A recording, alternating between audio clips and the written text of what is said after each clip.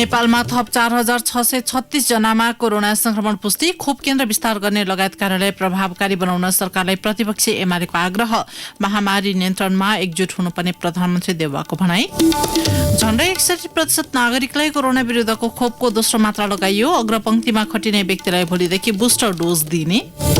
त्रिपुरी क्षेत्रमा सड़क विस्तार सम्बन्धी भारतीय प्रधानमन्त्री मोदीको अभिव्यक्तिपछि दुई देशबीच फेरि सीमा विवाद बल्झियो।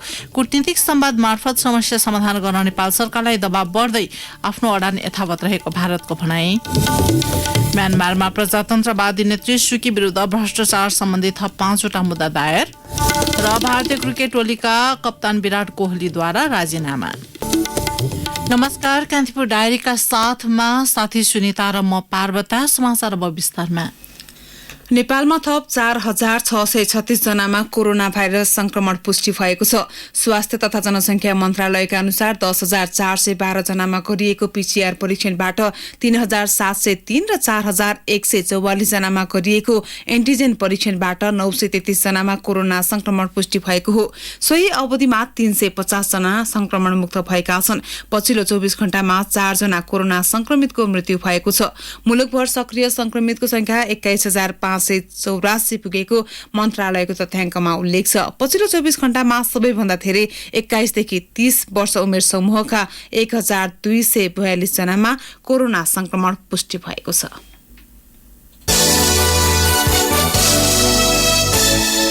प्रधानमन्त्री शेरबहादुर देउवाले कोभिड-19 विरुद्धको सरकारी अभियानमा सहकार्य गर्न प्रमुख प्रतिपक्षी एमालेलाई आग्रह गर्नुभएको छ। कोरोना नियन्त्रण, रोकथाम र खोपको व्यवस्थापन लगायत विषयमा सरकारको ध्यानाकर्षण गराउन गएको एमालेको टोलीसँग प्रधानमन्त्री देउवाले कोभिडको महामारी नियन्त्रणमा सबै दल एकजुट हुनुपर्ने बताउनु भएको हो। सो क्रममा प्रधानमन्त्री देउवाले भन्नुभयो, कोभिडको नयाँ चुनौती आएको छ। यो नयाँ भेरिएन्ट ओमिक्रोनको यसको मुकाबला सबै लागेर गर्नुपर्छ। तर यसको लागि अर्को महत्त्वपूर्ण कुरालाई के लाग्छ भने अवेरनेस कार्यक्रमै चाहिँ यो अर्किदियो। जनतालाई बुझाउनु पर्ने कार्यक्रम राख्नुपर्छ। हामी चाहिँ यो यसको लागि चाहिँ अवेरनेस प्रोग्रामै ठिक छ। विपक्षी पार्टीको हिसाबले सरकारलाई त विरोध गर्ने कुरा मैले बुझ्दछु, तर साथसाथै यो त सबैको समस्या हो। यो त अहिले त त्यस कारण चाहिँ यसलाई पनि सबै ध्यान दिनु भन्ने लाग्छ मलाई। प्रतिपक्षी एमाले खोप व्यवस्थापन प्रभावकारी हुन नसकेको बताएपछि जवाफमा प्रधानमन्त्रीले सबै नागरिकको पहुँचमा खोप पुर्याउन सरकार दृढ रहेको समेत बताउनु भएको थियो। खोप केन्द्रको संख्या विस्तार गर्नुपर्ने तथा सचेतना कार्यक्रम वृद्धि गर्नुपर्ने लगायत माग एमाले सचिव योगेश भट्टराईले प्रधानमन्त्री समक्ष राख्नु भएको थियो। जनस्वास्थ्यको मापदण्डलाई लागू गर्न व्यापक जनचेतना र प्रचार अभियान सञ्चालन गर्ने, खोप केन्द्रको संख्या वृद्धि गर्ने, साथै सबै उमेर समूहका नागरिकलाई तत्काल खोप उपलब्ध गराउने, राज्यका निकाय र कूटनैतिक क्षेत्रको सक्रियता बढाउने र खोपको आपूर्ति तथा प्रयोगको प्रबन्ध मिलाउने र पर्याप्त भण्डारण केन्द्रहरू स्थापना गर्ने प्राथमिकताका साथ अघि बढाउन हाम्रो पार्टी यहाँको गम्भीर ध्यानाकर्षण गर्दछ। एमाले आफू नेतृत्वको तत्कालीन सरकारको पालामा कोरोना विरुद्ध भएका कामको सूची बारे समेत प्रधानमन्त्रीलाई अवगत गराएको थियो। सो पार्टीका सचिव भट्टराईले तिनै तहका सरकारबीच समन्वय गर्न र सीमा क्षेत्रमा कोरोना विरुद्धको कार्यक्रम प्रभावकारी बनाउनु पर्ने बताउनुभयो। तिनै तहका सरकारको समन्वयमा कोभिड-19 विपद व्यवस्थापन कार्य सञ्चालन गरी सीमा क्षेत्रमा जाँच र होल्डिङ सेन्टरको तुरन्त व्यवस्थापन गरी सञ्चालन गर्नुपर्ने, थप स्वास्थ्य जनशक्ति परिचालन गरी उनीहरूलाई प्रोत्साहन प्याकेजको व्यवस्था गर्ने, साथै अग्रभागमा क्रियाशील जनशक्ति तथा स्वयंसेवकका लागि प्रोत्साहन प्याकेजको व्यवस्था गर्नुपर्ने, स्थानीय तह र स्थानीय स्वास्थ्य एकाइसम्म साधन स्रोत र जनशक्ति पर्याप्त मात्रामा उपलब्ध गराउनुपर्ने। पछिल्लो समय कोभिड-19 संक्रमण जोखिम नियन्त्रण गर्न सरकार असफल भएको भन्दै एमाले प्रधानमन्त्रीलाई ध्यानाकर्षण पत्र बुझाएको हो। प्रधानमन्त्री देउवालाई भेट्न एमाले उपाध्यक्ष एवं संसदीय दलका उपनेता सुभाष नेमाङ, सचिव भट्टराई लगायतका नेताहरू बालुवाटार पुगेका थिए। नेपालमा कोभिड-19 विरुद्धको खोप लगाउने लक्ष्य जनसंख्या मध्ये 60.7%ले दुवै मात्रा खोप लगाएका छन्।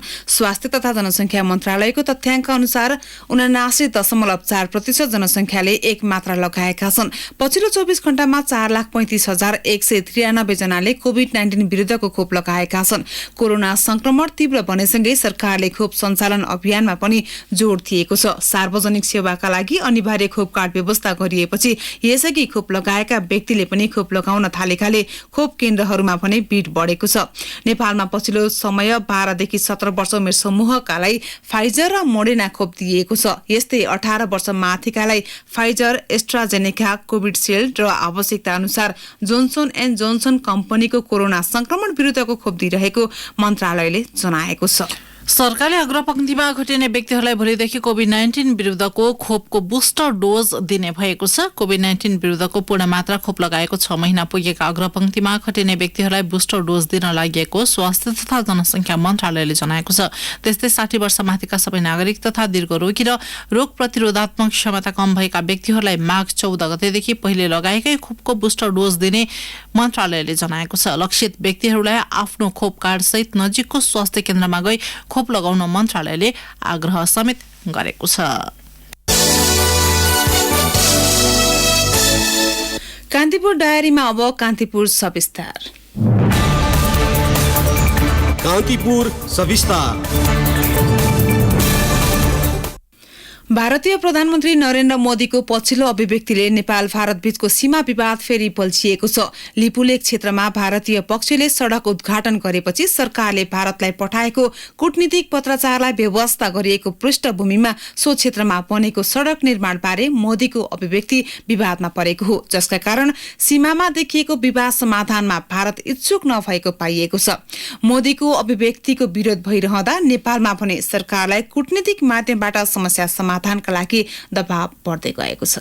भारतको उत्तराखण्डमा आयोजना भएको एक कार्यक्रममा प्रधानमन्त्री नरेन्द्र मोदीले मानसरोवर यात्रा सहज बनाउन लिपुलेकसम्मको सड़क बनाउने तथा विस्तारको काम भइरहेको अभिव्यक्तिपछि नेपालमा आक्रोश बढेको छ। मोदीले भन्नुभएको थियो, भाई और बहनों, आपको सुख सुविधा से वंचित रखने की सोच रखने वालों के उनके कारण ही मानस खंड, जो मानसरोवर का प्रवेश द्वार था, सड़कों से वंचित रहा। हमने न सिर्फ Tanakpur Pithoragarh all weather road पर काम किया, बल्कि लिपू लेक तक की भी सड़क बनाई और इस पर आगे भी विस्तार कार्य चल रहा है। सत्तारूढ़ दल र प्रतिपक्षी दलबाटै सो अभिव्यक्तिको विरोध भइरहे पनि नेपाल सरकारका तर्फबाट औपचारिक रूपमा त्यसबारे कुनै टिप्पणी भएको छैन। भारतबाट चीनको मानसरोवर जाने बाटो खुला गर्ने भन्दै 2077 सालको वैशाख 26 मा भारतीय रक्षा मन्त्री राजनाथ सिंहले उद्घाटन गरेपछि उत्पन्न भएको दुई मुलुक बीचको असमझदारी केही मत्थर भएको आशा गरिरहेकै समय मोदीको भनाई सार्वजनिक भएको हो। मोदीको अभिव्यक्तिमा सरकारको मौनताप्रति विपक्षी एमाले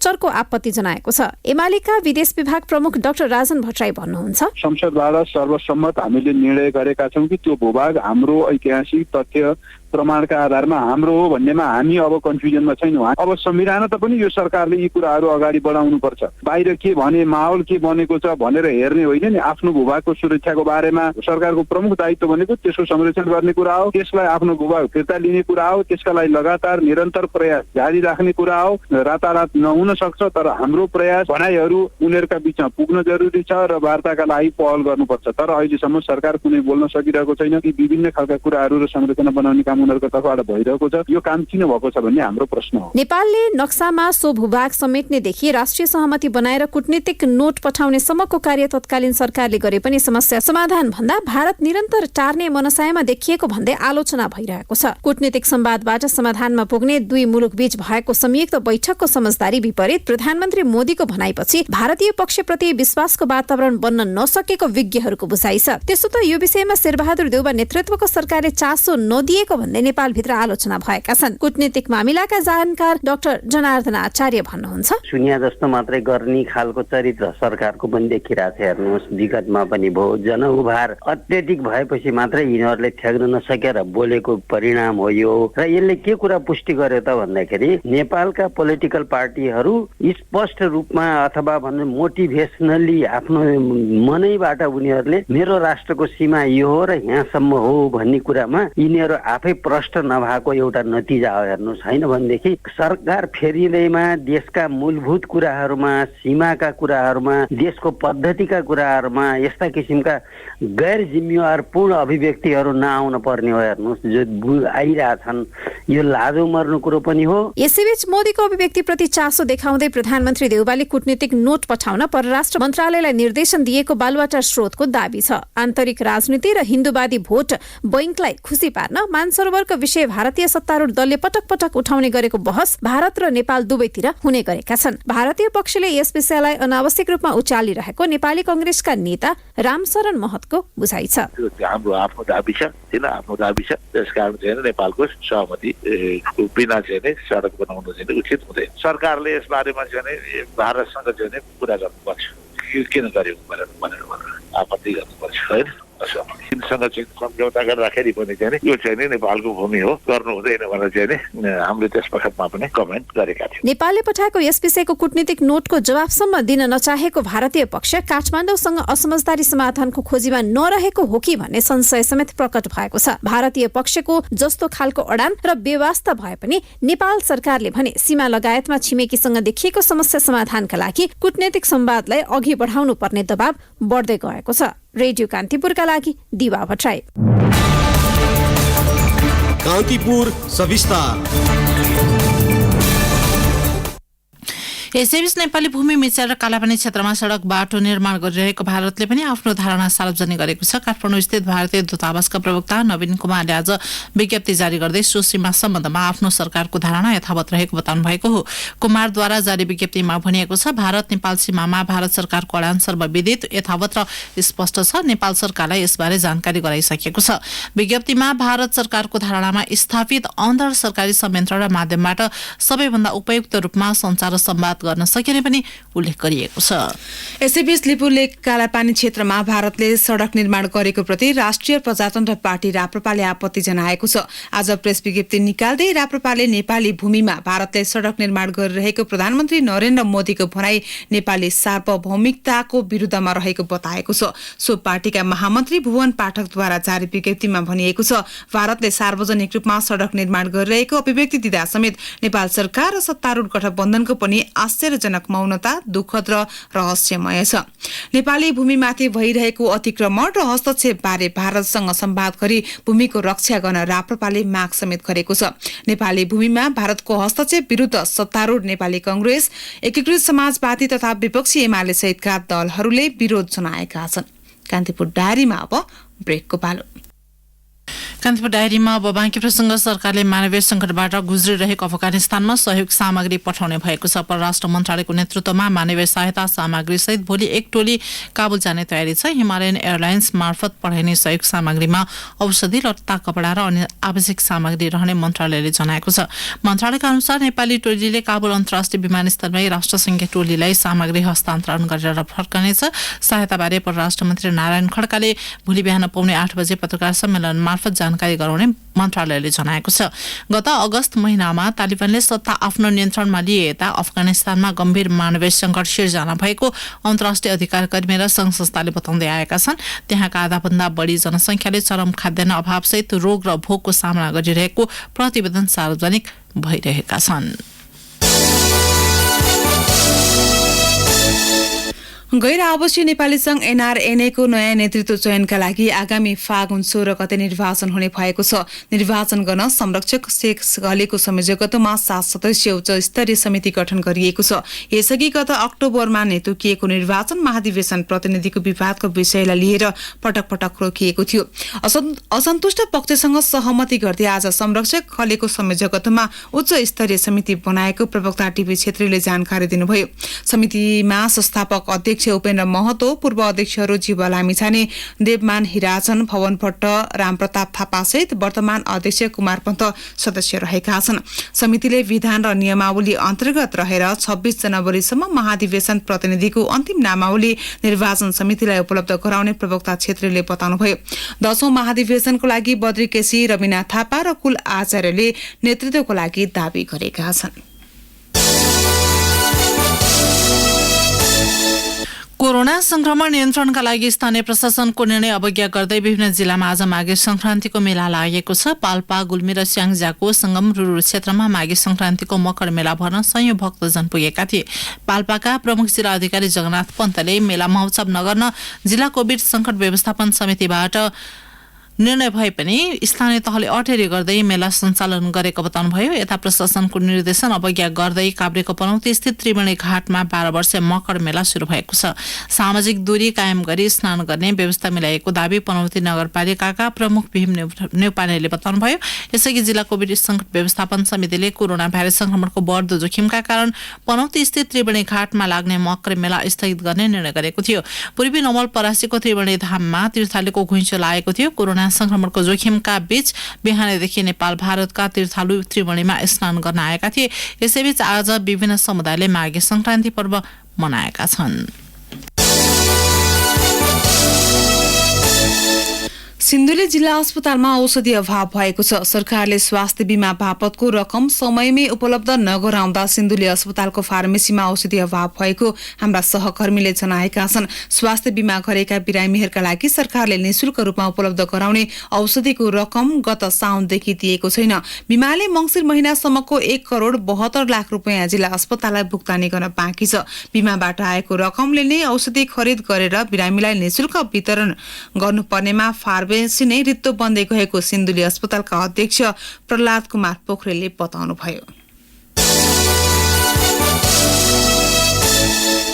बाँकेमा बाघको आक्रमणबाट मृत्यु भएका व्यक्तिका परिवारलाई लुम्बिनी प्रदेश सरकारले राहत प्रदान गरेको छ। प्रदेश सरकारले मानव वन्यजन्तु द्वन्द्व न्यूनीकरण कार्यक्रम मार्फत राप्ती सोनारी गाउँपालिका 6 फतेपुरकी 29 वर्षीय साँधनी थारू र राप्ती सोनारी 4 पर्सोना निवासी 53 वर्षीय लीला विष्टको परिवारलाई राहत प्रदान गरेको हो। बाघको आक्रमणबाट मृत्यु भएका व्यक्तिका परिवारलाई डिभिजन वन कार्यालय बाँकेका प्रमुख ददिलाल कर्णेले प्रति परिवार 50,000 रुपियाँको चेक हस्तान्तरण गर्नुभएको हो।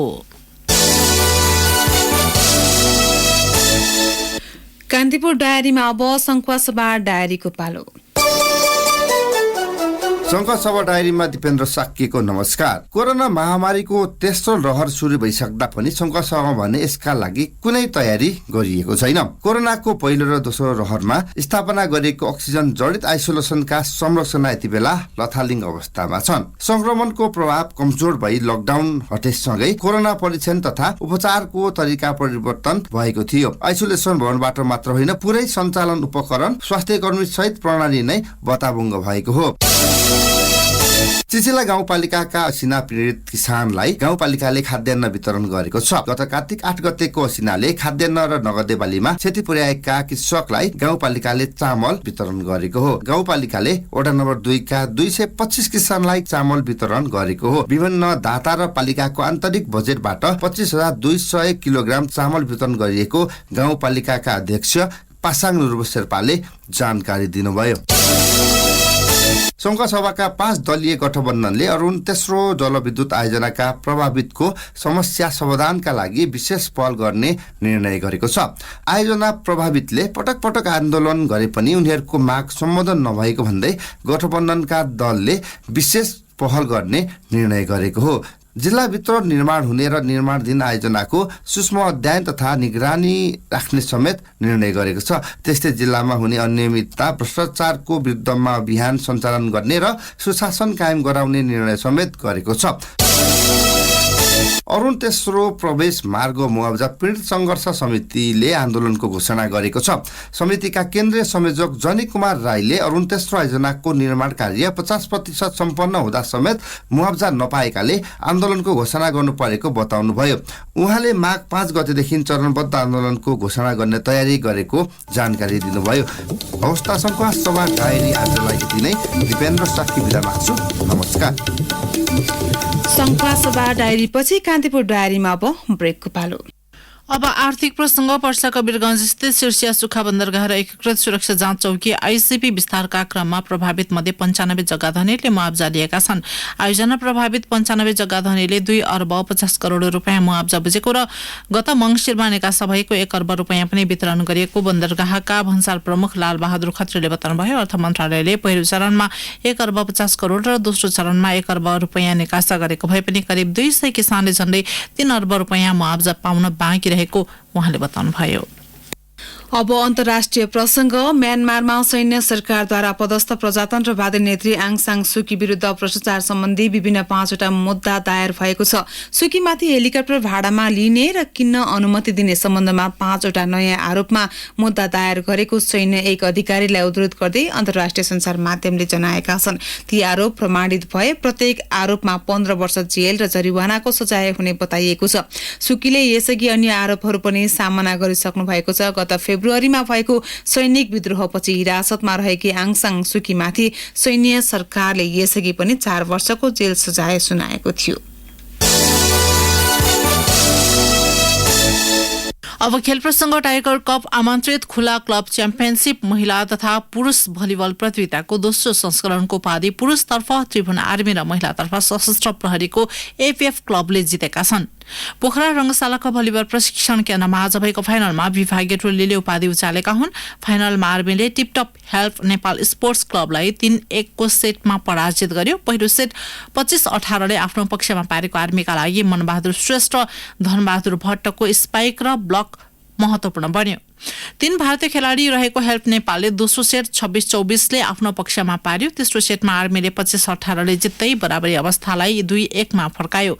चौथो सेटमा आर्मीले 25-19 को सहज जित निकाल्यो। महिलातर्फ साबिक विजेता एपीएफले आर्मीलाई पराजित गर्दै उपाधि रक्षा गर्यो। पहिलो सेट 25-23 ले पन्छाउँदा केही प्रतिस्पर्धात्मक भए पनि दोस्रो र तेस्रो सेटमा भने एपीएफलाई सहज भयो।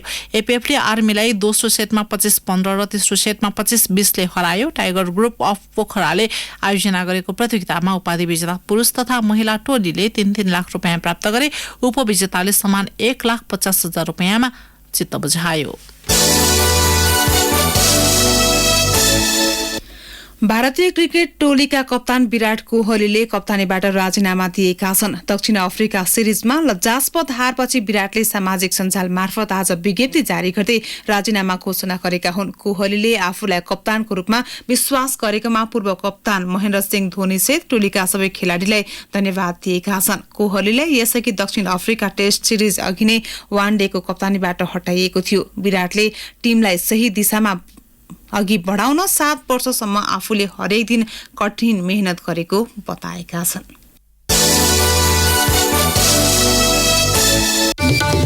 हवस् त यिनै प्रसङ्गसँगै कान्तिपुर डायरीका आजका सम्पूर्ण बुलेटिन यही सकिन्छ। भोलि बिहान 6:30 बजे हाम्रो नियमित बुलेटिन हुने नै छ। सुनिता र म पार्वता आज्ञा माग्छौँ। नमस्कार, शुभरात्रि।